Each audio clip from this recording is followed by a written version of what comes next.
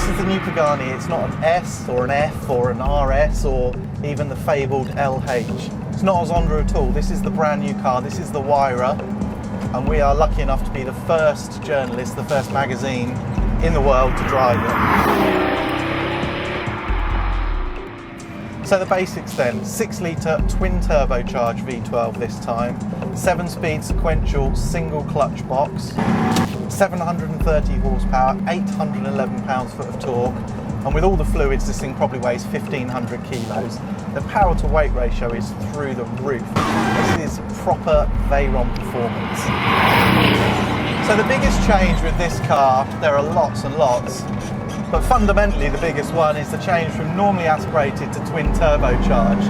The beauty of the Zonda was always how it responded to the throttle, how pure it felt as a supercar. This thing we were worried that that would all be gone, but AMG have done a mega job with this engine. The throttle response is superb and the performance is absolutely nutty. So this has got a 7-speed extract box. To be honest, it's a little bit clunky when you're slow speed manoeuvring. It's nothing like the best of the twin clutch. Not as good as the last of the single clutch from Ferrari. But when you're up to speed, it's brilliant. Really suits the character of the car. The gearbox at the back is actually transverse. So the whole drivetrain is shrunk up inside the wheelbase. That means less tendency for roll oversteer or snap oversteer. You always feel like this thing's absolutely on top of the masses in the middle of it.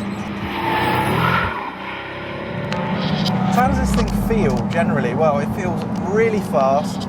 It's quite supple, which is a real Pagani trait, but it's not soft. It's not all springy and soft and old manny. It feels like a proper supercar.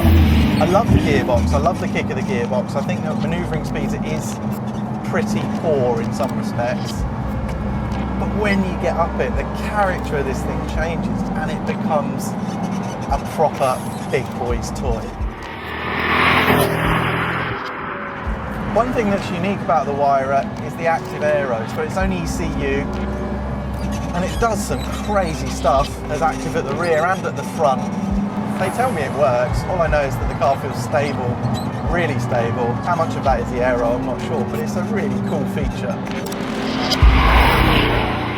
Well, for me the steering is a bit slow and a bit heavy. This is a lightweight supercar and yet the steering is quite heavy and it never gives you the sense of agility that you expect. There's quite a lot of understeer built in. I think that's fine with this car, I have to say. With this power delivery, this sheer amount of power and rear wheel drive only, a bit of understeer is no bad thing. Loads of traction, loads and loads of traction, even in second gear. But that means when you overcome the traction, you're right in that angry part of the revs, and you have to be so on top of it, otherwise it gets out of hand really, really quickly.